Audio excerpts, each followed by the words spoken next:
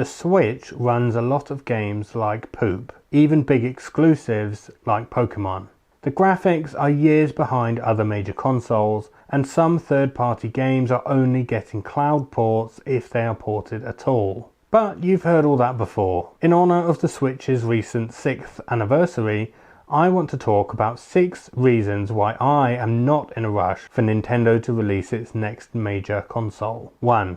Better specs don't always mean better games. Many modern smartphones are more powerful than the Switch, and definitely more powerful than the Nintendo 64 or the PlayStation 2. And yet, in over a decade of smartphone game development, how many games can rival Mario 64, Ocarina of Time, Tony Hawk's Pro Skater, or GTA Vice City? Most of the best games playable on smartphones are ports from other systems, like the GTA games. There are lots of reasons for the mobile game landscape being rubbish, which I would like to explore in a video of its own. If that's a video you'd be interested in seeing from me, let me know in the comments and subscribe. But it does illustrate that better specs don't always lead to better games. 2.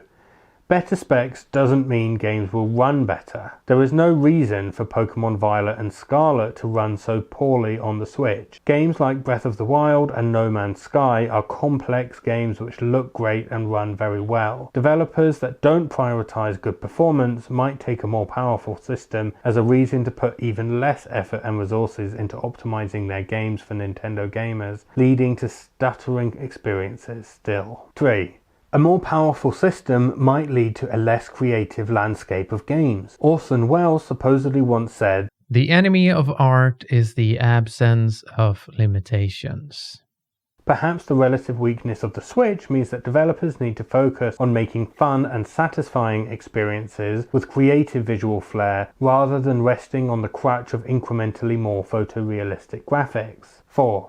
I don't know about you, but I can't afford a new console at the moment. Despite the riches brought in by my highly successful YouTube channel, I am facing the bite of the cost of living crisis, soaring energy bills and high inflation, as are many others. This financial crunch might cause a new console released now to stumble out of the gate. A poor launch could lead to third-party studios being less willing to invest in supporting the new console, and the weak start could lead to a console that struggles to sell throughout its lifetime. Considering the high price of Nintendo games even years after release, sucking up gamers' budgets with a new console could hit game sales as well. It might be better for Nintendo and for our bank accounts to wait for the state of global finances to settle down a bit. 5.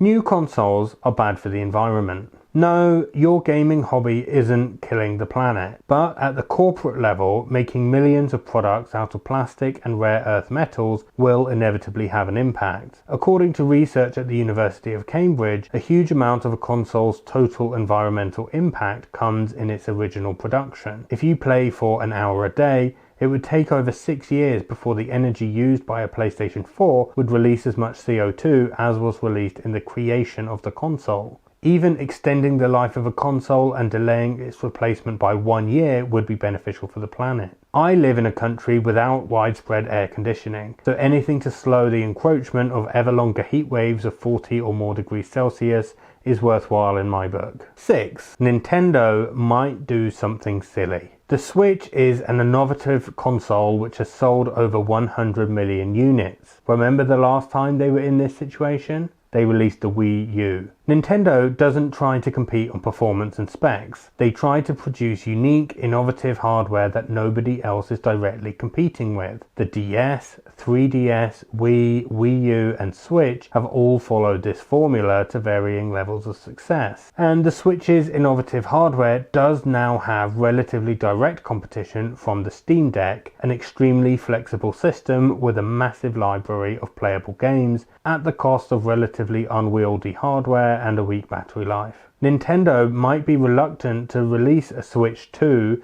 whose selling point over the Switch is just based on specs and performance, especially as even on release it will inevitably be already behind the PS5 and Xbox Series consoles and likely even the Steam Deck. They might feel the need for a fresh gimmick. What if Nintendo releases a VR-only console?